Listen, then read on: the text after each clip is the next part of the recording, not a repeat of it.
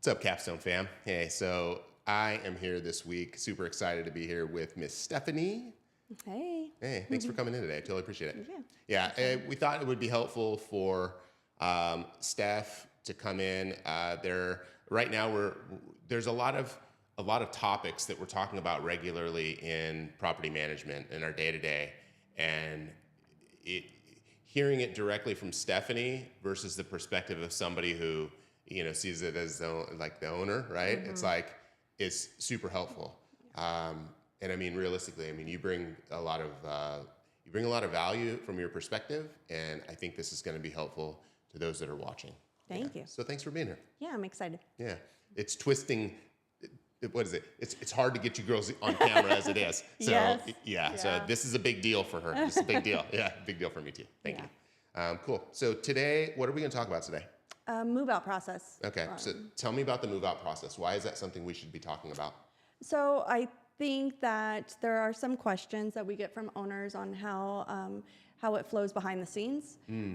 First step is tenant puts in a notice to vacate. We send the tenants the expectations, what we expect from the tenants to do before they leave the property, hand it over to us, and then the next steps following that. Okay. You said that you get a lot of questions about this from owners. What are the questions that you get from owners consistently? How soon can we list a property? Okay. So how soon we can list it and marketing begins after the property is at least at the point where we figured out What needs to be done. If it's show ready, once the walkthrough is complete, we'll be able to determine if there's required repairs that are needed to present the property in the best way it can be. Okay. So before we're even considering really putting it back on the market, we got to know what the real condition is. Right. Yeah, because we don't know what it's going to take to put it back together again. Right. Okay. That's fair. What other questions do you get regularly from owners like that? What the market is. Okay. Can we pre-list it, pre-market it? We are not advising to pre-market properties at this time. Tell me about that. The first 8 days of the property being on market are the most critical. As far as if we put it on the market when a tenant's occupying the property, it's not going to show in the best way it can. Yeah, totally true. And the 8 days, you brought that up. Yeah. Tell me about the 8 days. So the 8 days are when we put it on the market. After 8 days, those are the most critical, because if it's not getting any showings, we know we haven't done our job to market it properly, meaning typically the rent rate. Yeah. So if it's not, and our marketing rocks. Yes. Yeah. Oh yeah. So and just, I'm not saying that just because I'm going to tout that, but I know what our marketing looks like compared to others and where our reach is. Mm-hmm. And to what you just said, what Stephanie just said right now, what we've found is in the first 8 days of a listing, if we're not priced right and marketing it right and pushing it to the right people, it's going to be longer. It's going to be sitting longer on average than 30 days. Yes. If we can get it priced right, marketed right, dialed in within the first 8 days, that's why the first 8 days are so important. Yeah. And it's something we talk about in the office. So thank you for bringing that up. Mm-hmm. Yeah, it's a good point. Yeah. Okay, so now we've got, so walk me through the process again. So first you get notification that the tenant's moving out. Yep. Okay, then what happens? So then we send the tenants 2 separate emails, one at the first of the month, one at the 15th, reminding them on what the expectations are. Leave the property in the same condition you received it. Don't forget the light bulbs. Don't forget to clean the oven. Don't forget to shampoo the carpets professionally. Totally. Trying to set them up for success. Absolutely. Absolutely. Clean the property, do the landscaping if you're responsible for it. Yeah, absolutely. And our leases are pretty tight. They right? are. Yeah. They're excellent. Yeah. Yeah. So they are very straightforward when it comes to expectations. So the emails and the messaging that you're sending, I assume aligns exactly. Yes. Yeah. So they know what's going on. Cool. Yeah. So then what happens? So once we receive keys, at that point we schedule the move out walkthrough. Okay, and so the move out walkthrough is not scheduled until we have keys? Correct. Why? We do not pre-schedule them because you never know, something could happen. The tenant could decide to bring the keys in on the 21st of the month instead of the 31st, or the tenant got stuck in traffic and say they didn't drop them in the Dropbox until the 1st. Yeah. Or it's a weekend.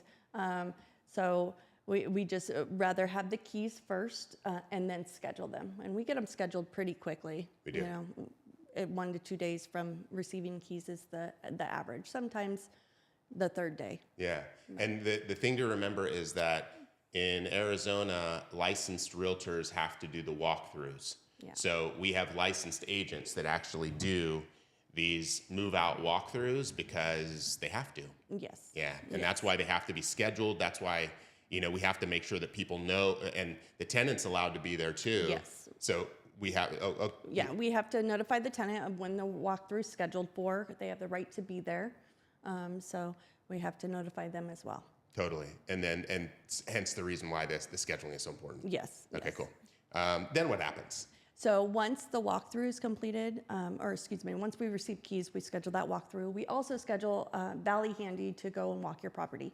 Valley Handy will walk the property and do an estimate for any repairs that are needed.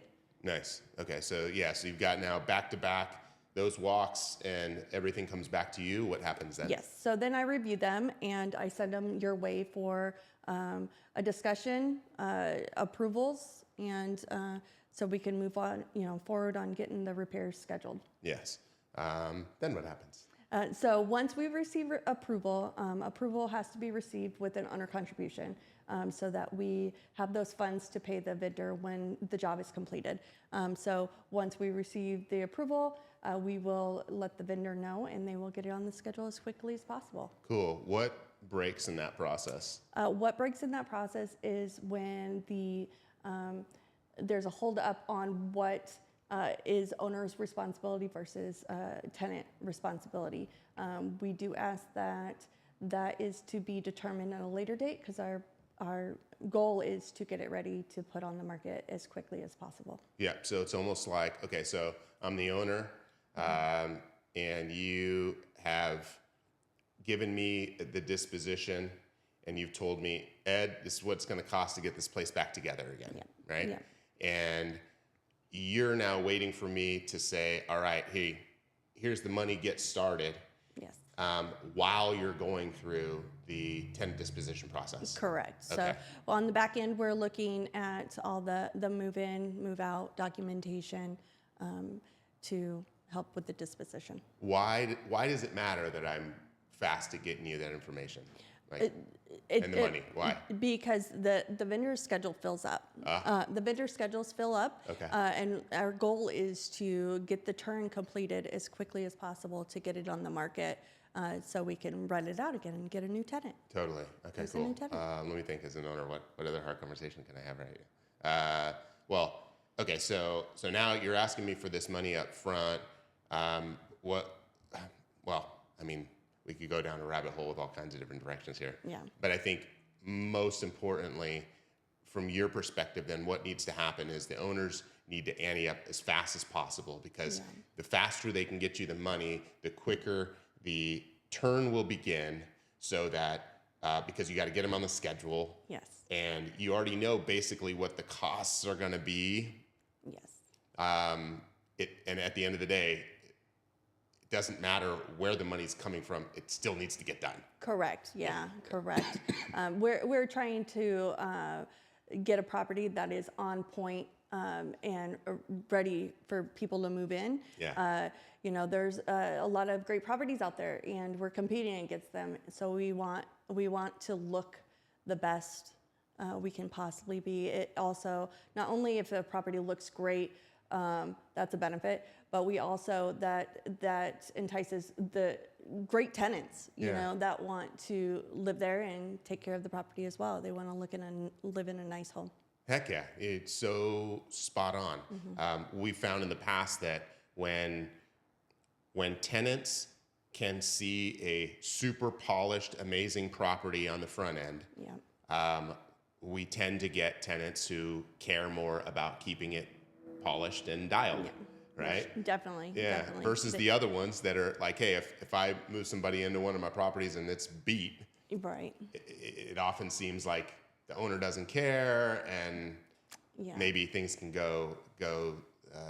Tenants don't have to take care of it as much because, well, right? Yeah. So they're really great at returning the properties as they receive them when they receive them in great condition. They really show their pride in it. Heck yeah, great point. Yeah. Nice. So. Awesome. Is there anything else that I haven't asked you that you think would be helpful for owners to know? Oh gosh. Sometimes, we have to recommend, say, a full paint, and it's very important that we don't do touch-up paint on some of these properties, and the reason is that if one wall has 4 areas that could maybe be touched up, the paint that's already on the wall has aged. It is extremely difficult to match an aged paint and make it look cohesive. Okay. And so what ends up happening is it looks patchy and it does not look good at all. Okay. So a lot of times we will recommend a full paint if there's too many areas of the wall that needs all the walls that need to be touched up. Very fair. Also, the pricing of touching up. I mean, everything has gone up in price. Yeah. Yeah, it's almost embarrassing how much stuff has gone up over the last couple of years. So it's like making sure that we're getting the most bang for your buck. I had one recently that was a refrigerator, right? Yeah. And I got sent 2 options. One was this scratch and dent that looked okay. Yeah. One was a new model, but not the right color. And it was like, gosh, versus just the fixing of it, the fixing of this flippin' fridge was going to be like half the cost of a new one. Yes. Yeah. Yes. It's like, what? Yeah. Costs have gone up, and Yeah. sometimes it is just better to replace for an extra $200 versus that cost or the repair. Yeah. Because 1 year from now, you're going to have to replace it likely, and it's going to increase a year from now. So you might as well, do the replacement at some point, depending on the cost of the repair, of course. Sometimes it's an easy repair. Nice. So Hey, awesome job. yeah, Yeah, you do a bang up job for our owners. You're thank you. You're amazing. Thank you. Yeah, and I appreciate you jumping on and you. answering some of these questions, because this is it's an important topic. It's like, owners, we need to understand how this process really works, because it's without knowing this process, it can seem very daunting, and it can almost feel like sometimes as owners we're feeling a little taken advantage of because we don't know how it works, right? Right. So yeah, understanding that, I really appreciate you bringing that value. Yeah, thank you. Thanks.